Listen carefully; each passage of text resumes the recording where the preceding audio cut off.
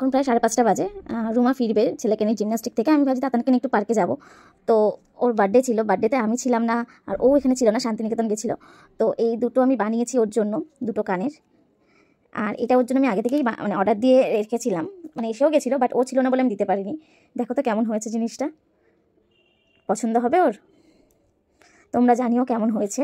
এই ছোট্ট দুটো ছোটো ছোটো গিফট দিলাম জন্মদিনে, দেখা তো হয়নি, সেলিব্রেশনও হয়নি। তো দেখা যাক কেমন লাগে ওর। প্যাকিং হয়ে গেছে, চলো যাওয়া যাক।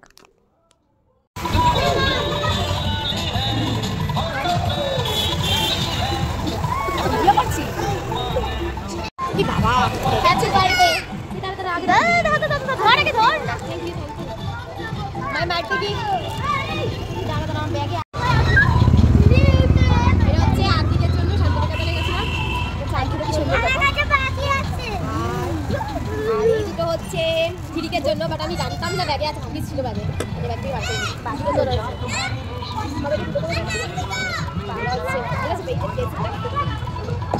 এই আমি একটা বানিয়েছি তোর জন্য, নাম কাপড়। হ্যাঁ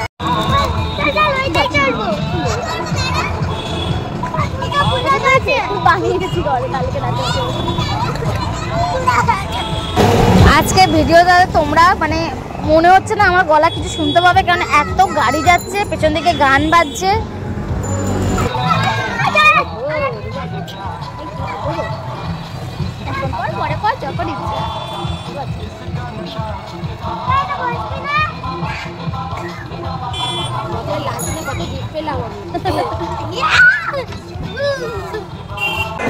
খুব সুন্দর লাগছে তোকে, কিন্তু এটা এখন বোঝা যাচ্ছে না।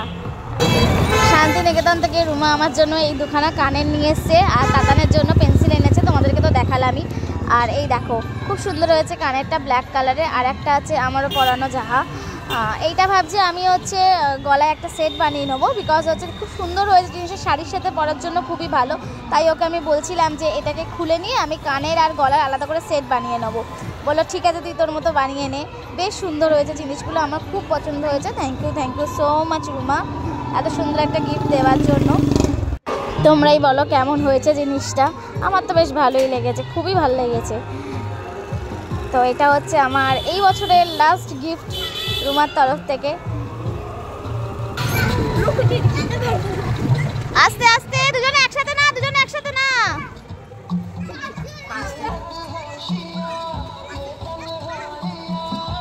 আস্তে আস্তে।